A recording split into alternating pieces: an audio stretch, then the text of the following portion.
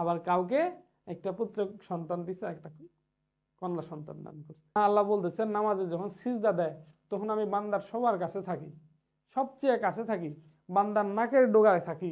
মানে মাথার মধ্যে কি বিন্দুমাত্র কি ঘিলু নাই নাকি? একজন পুত্র সন্তানের প্রত্যাশায় 5টা কন্যা সন্তান নিয়ে ফেলছে, এখনো হয় নাই। আরেকজন কন্যা সন্তানের প্রত্যাশায় 5টা পুত্র সন্তান নিছে, এখন আল্লাহ তাআলা দেয় নাই। আবার কাউকে একটা পুত্র সন্তান দিছে, একটা কন্যা সন্তান দান করছে। তো এটা আল্লাহ তাআলা যার জন্য যেটাকে ভালো মনে করছে সেটাই দিছে।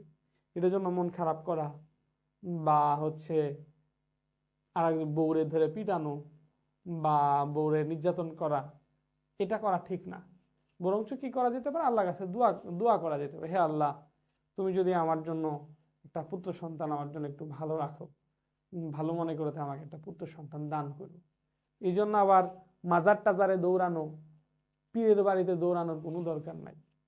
তোমাকে দিবে তোমার আল্লাহ, আল্লাহর সাথে তোমার সরাসরি কন্টাক্ট।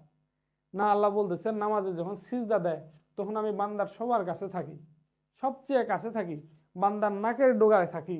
তো তোমার নাকের ডোগায় তোমার আল্লাহ আসছে, তুমি চাইতে পারো না তোমার পীরের দরবারে দৌড়াতে হবে?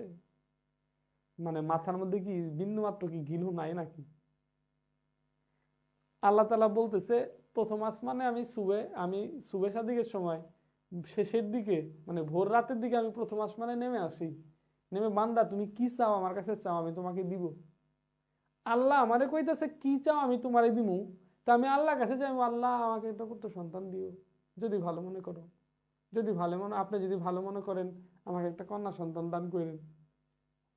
যেই সৃষ্টিকর্তা, যে সবকিছুর মালিক, যে মেয়ে মানুষ বানাইছে, যে ছেলে মানুষ বানাইছে, যাকে ইচ্ছা তাকে সে দান করে, সে আমাকে বলতেছে কখন চাবা, তুমি কি চাবা আমার কাছ থেকে চাও। কত বড় সুযোগ! বলছো না চাই আমি যাইতেছি পীরের দরবারে।